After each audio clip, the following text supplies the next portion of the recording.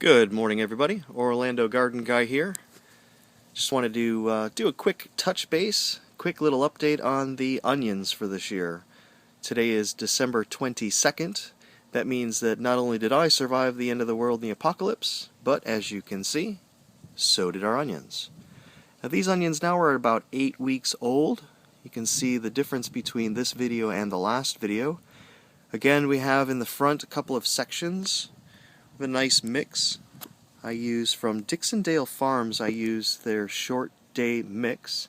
So that gives you some 10-15 yellow, some whites, and some reds. Those come in sets, bundles of about 50 to 60. I do go ahead and I pull out the thickest, fattest, healthiest looking ones.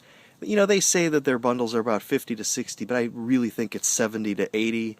There's some very small ones in there. I go ahead and just kind of throw those away, and I keep only the fattest, healthiest ones. So I put my rows, they're about 10 inches apart, each onion 6 inches. Dixondale recommends 4 inches. I like to give them a little bit more room. Hopefully they won't bolt. Bolting means that the onion, it's a biannual, so what this is going to happen is that it's going to, instead of creating the bulb or actually putting the energy into the onion, it's actually going to put it into the greenery and bolt into a flower. So, hopefully these will not bolt. I'll be keeping an eye on them closely, and so will you through my channel. So you can see that these are looking really healthy, leaning over a little bit.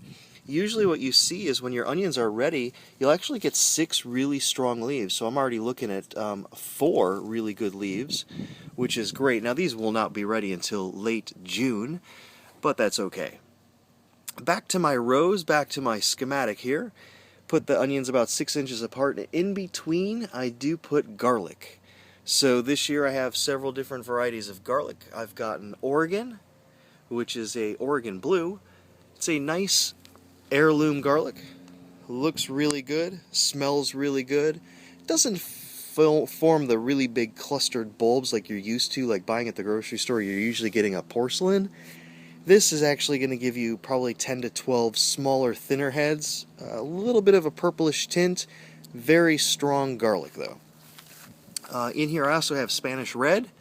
It's another heirloom. Of course the name says red. It is a red garlic. It's actually delicious. It's great in all your cookings.